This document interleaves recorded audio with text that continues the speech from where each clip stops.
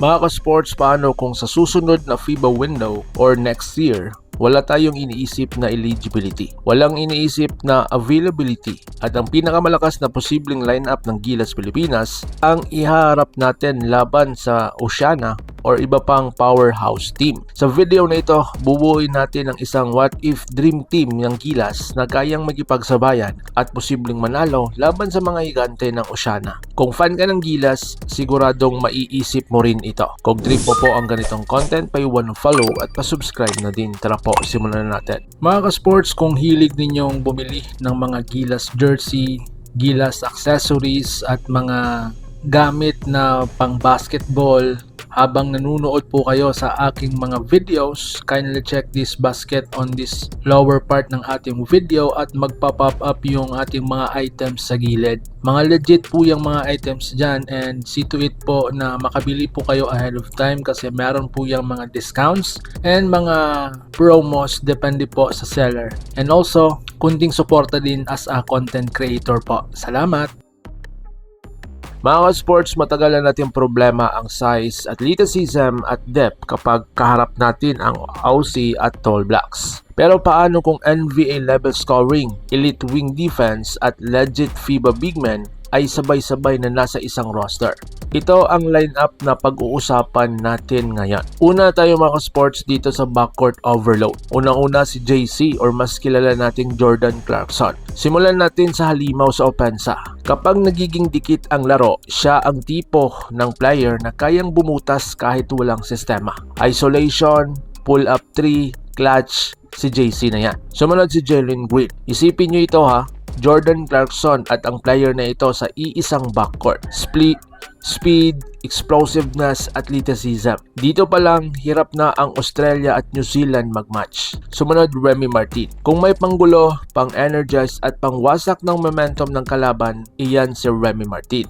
Perfect siya bilang spark plug off the bench, two-way guard, mataas ang basketball IQ at sanay sa international play. Si Ray Parks Jr. ang pang-stabilize ng lineup. Sumunod, Matthew Wright at Juan Gomez-Diliano.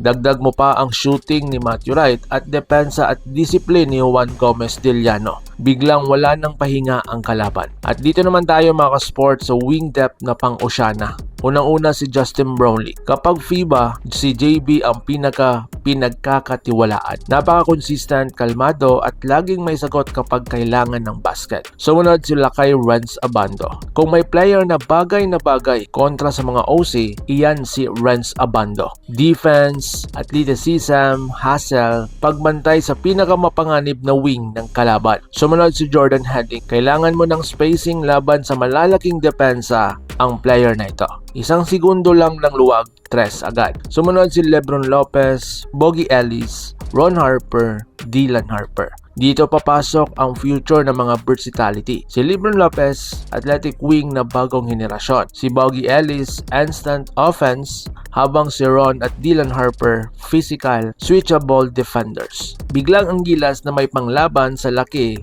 at bilis ng mga Aussie. Dito naman tayo maka-sport sa front court power. Unang-una si Kai Sotto, hindi talaga mawawala ang player na ito. Sa wakas, may legit rim protection at size na ang Gilas laban sa New Zealand Tall Blacks. Sumunod si Ange Kwame, isang athletic pick and roll threat at kayang sumabay sa physicality. Iyan si Ange Kwame. Sumunod si Poy Aram and Benny Boatwright. Dagdag mo pa mga veteran presence ni Poy Aram at stretch big na si Benny Boatwright. Biglang hindi na one-dimensional ang front court ng Gilas. So dito naman tayo sa matchup versus OC. Kung laban sa Australia mga ka-sports, ang tanong, kaya ba nating magipagsabayan sa bilis at sa kanilang athleticism? Sa lineup na ito may mga NBA guards, may elite wings at may sapat na size. Hindi na tayo basta nagde-defend lang, nakikipagsabayan na po tayo. Kung matchup naman versus Tall Blacks, against New Zealand naman, physical ang laban. Kai plus Kwame sa loob, Abando plus Brownlee sa wings, Clarkson at Jalen Green sa scoring. Hindi na tayo basta tinulak, may palaban. So dito naman tayo sa reality check ha. Syempre, linawin natin na what if lang po ito, hindi po ito official. May eligibility, may availability, may FIBA rules. Pero ang mahalaga dito, nakikita na natin ang posibleng direksyon ng Gilas. Ikaw mga ka-sports, ano po sa inyong tingin?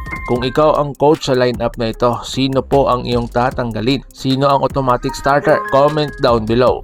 Like kung gusto mo ng ganitong analysis at subscribe para sa araw-araw na Gilas updates. Hanggang sa susunod, laban Pilipinas puso, so paano, ingat po kayo.